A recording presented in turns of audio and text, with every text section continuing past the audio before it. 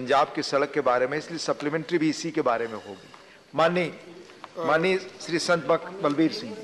हाँ जी, आप जी दे माध्यम राही माननीय मंत्री जी, आपने फर्स्ट सप्लीमेंट्री पहला सवाल। ਅਸੀਂ ਮੁਕਤਸਰ ਮਲੋਟ ਜਿਹੜੀ ਸੜਕ ਆ ਤਕਰੀਬਨ 2013 ਦੇ ਵਿੱਚ ਉੱਤੇ ਪ੍ਰੀਮਿਕਸ ਪਿਆ ਸੀ ਤੇ ਉੱਥੇ 40 ਮੁਕਤਿਆਂ ਦੀ ਪਵਿੱਤਰ ਧਰਤੀ ਆ, ਕਰੋੜਾਂ ਸੰਗਤਾਂ ਉੱਥੇ ਆਉਂਦੀਆਂ ਤੇ ਇਸ ਵਾਸਤੇ ਬੜੀ ਦਿੱਕਤ ਆ, ਟੋਏ ਪਏ ਹੋਏ ਆ ਤੇ ਅਸੀਂ ਮੰਤਰੀ ਸਾਹਿਬ ਕੋ ਜਾਣਨਾ ਚਾਹੁੰਦੇ ਹਾਂ ਕਿ ਉਹ ਕਦੋਂ ਤਿਆਰ ਹੋਊਗੀ ਤਾਂ ਕਿ ਲੋਕਾਂ ਨੂੰ ਰਾਹਤ ਮਿਲੇ, ਇਹੀ ਅਸੀਂ ਜਾਣਨਾ ਚਾਹੁੰਦੇ ਹਾਂ। धन्यवाद। धन्यवाद। सम्माननीय उपाध्यक्ष महोदय जी, इस प्रोजेक्ट में टेंडर भी निकला है, सब बातें पूरी हुई है, केवल अपॉइंटमेंट डेट दी नहीं गई। अपॉइंटमेंट डेट इसलिए नहीं दी गई कि इसका फॉरेस्ट क्लियरेंस नहीं मिले। इसमें 10 hectare land 9.995 hectare land is pending with the state government. Proposal for stage 1 forest clearance has been written 3 times by DFO on 11th August 2022 and twice on 13th October 2022, and again returned 2 times by nodal officer of forest department on 22 and 23 November. Now the समस्या ये है कि जब तक forest environment का clearance नहीं मिलता तब तक हम अपॉइंटमेंट डेट देते नहीं, क्योंकि काम शुरू हो जाता है और फिर देते नहीं, फिर वो क्लेम डालता है।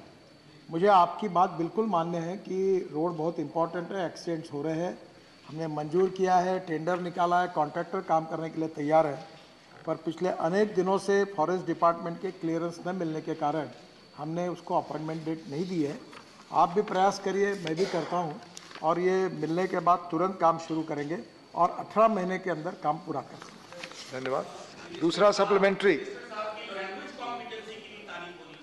बिल्कुल बिल्कुल माननीय बहुत बहुत धन्यवाद है। दूसरा क्वेश्चन साडा एक हशियारपुर तो आदमपुर जिहड़ी सड़क आ उहदे उत्ते जिहड़ा है रुकिया होया काम आ, वो सड़क विच ये बड़ी प्रॉब्लम आ रही है। आदमपुर हवाई अड्डा बन गया पर उहदी जिहड़ी सड़क आ जिहड़ा रस्ता वा उहदे विचों वो बड़ी दिक्कत आउंदी साइड दे विच, उहदे बारे जानना चाहुंदा। सर वो नेशनल हाईवे है कि नहीं ये कंफर्म करना पड़ेगा, क्योंकि वी आर ओनली अथोराइज, हम राष्ट्रीय महामार्ग पर ही काम कर सकते हैं। फिर भी आपने बताया अगर वो NH है तो मुझे अभी जानकारी नहीं है उसकी क्या स्थिति है, और मैं वेरीफाई करूंगा और NH होगा तो उसको सुधारने का काम करूंगा। धन्यवाद। डॉक्टर सुमेर सिंह सोलंकी, यह सवाल पंजाब का है, अगर इस पर आपका सवाल है तो उसकी इजाजत है, तो नहीं। श्री जुगल सिंह जी, क्या पंजाब से संबंधित सवाल है? आप पूछिए। धन्यवाद सर। पंजाब के माननीय प्रोजेक्ट से, मैं पंजाब से ही बात कर रहा हूं सर। माननीय मंत्री जी से मैं कहना चाहूंगा कि जैसे आपने गुजरात के सूरत के अंदर स्टील के वेस्ट से मतलब सॉल से जो सड़क बनाई है, उस तरह का पंजाब के अंदर सड़क बनाने का कोई आयोजन है? नहीं, ये सवाल इससे जुड़ा नहीं। Please, we are moving to other question now. Question number 82, माननीय श्री अनिल देसाई, नॉट प्रेजेंट। माननीय मंत्री जी।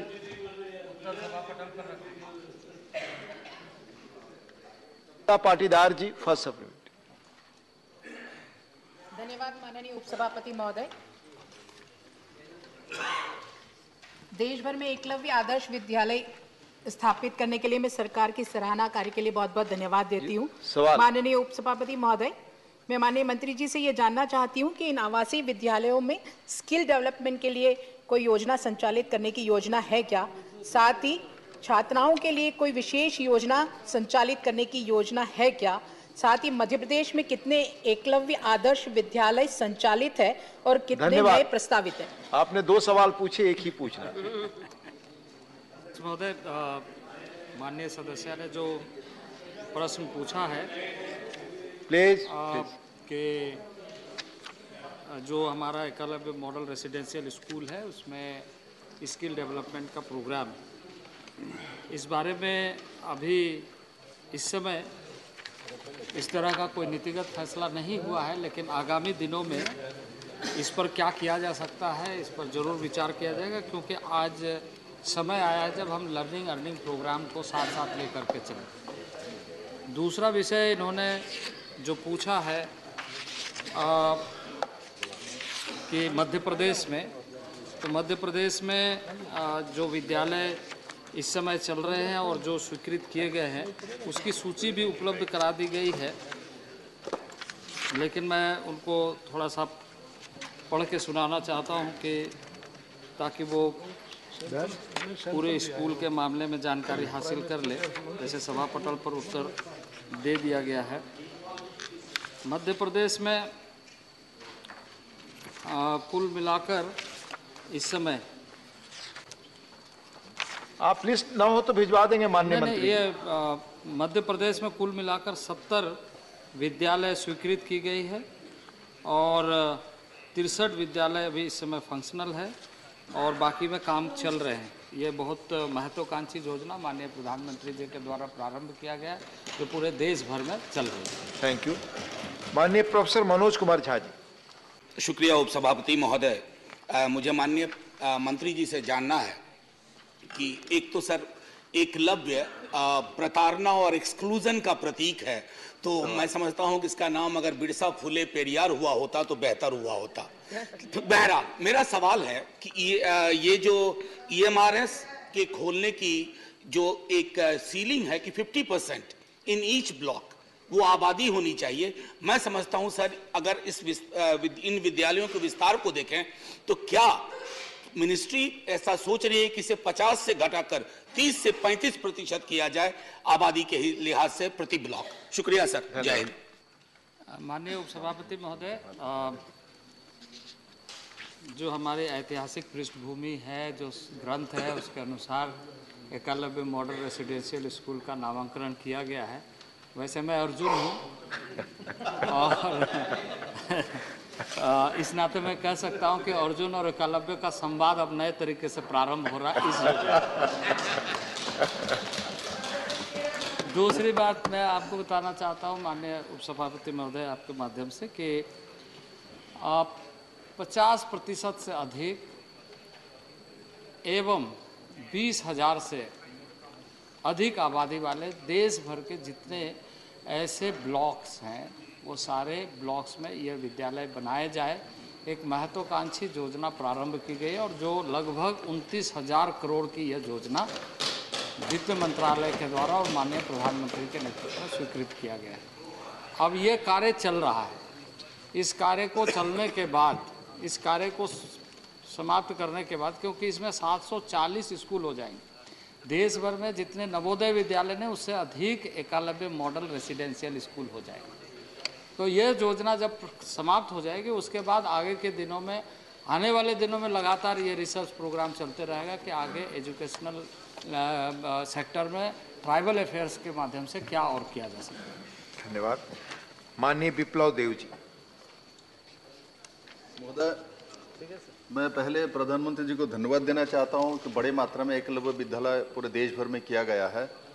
और मैं जिस राज्य से आता हूं, त्रिपुरा में एक समय 4 एकलव्य विद्यालय थे। माननीय मंत्री जी ने 18 एकलव्य विद्यालय दिया, मैं धन्यवाद देता हूं। किंतु साथ ही साथ मैं कहना चाहता हूँ, कंस्ट्रक्शन जो कर रहा है वो समय पर हो, इसके लिए कोई मॉनिटरिंग व्यवस्था है क्या नहीं, और वो नहीं हो तो कब तक ये की जाएगी, ये मेरा प्रश्न है। धन्यवाद। अध्यक्ष महोदय, इसकी पूरी मॉनिटरिंग की व्यवस्था की गई है। हमारा एक एजेंसी, एक तो नेस्ट जो एक मिशन मोड में काम कर रहा है, और दूसरा जो भारत सरकार के ऐसी संस्थाएं हैं जिसमें हमने IIT को भी इन्वॉल्व किया है कि उसको समय समय पर उसकी गुणवत्ता की जांच करे। और इसके अलावा भारत सरकार की कई एजेंसियों के साथ मिल करके काम कर रहे हैं, क्योंकि यह देश भर में प्रोजेक्ट चल रहा है। कुछ क्षेत्रों में ज़मीन से संबंधित कई समस्याएं उभर करके सामने आई, क्योंकि इसमें हम लोगों ने जो लक्ष्य रखा है कि मिनिमम 15 एकड़ और 25 एकड़ के बीच में ज़मीन उपलब्ध हो, लैंड उपलब्ध हो, ताकि हम आने वाले दिनों में, मुझे कहते हुए खुशी हो रही है कि इसमें हमने 4 मैदान खेल के लिए और 4 कंपलसरी गेम रखा है, कि प्रत्येक विद्यालय में यह सुविधा उपलब्ध हो सके, क्योंकि देश में जो खेल की संभावना है उसको हम अपने एकलव्य मॉडल स्कूल में सही तरीके से प्रतिबिंब कर सकें। धन्यवाद।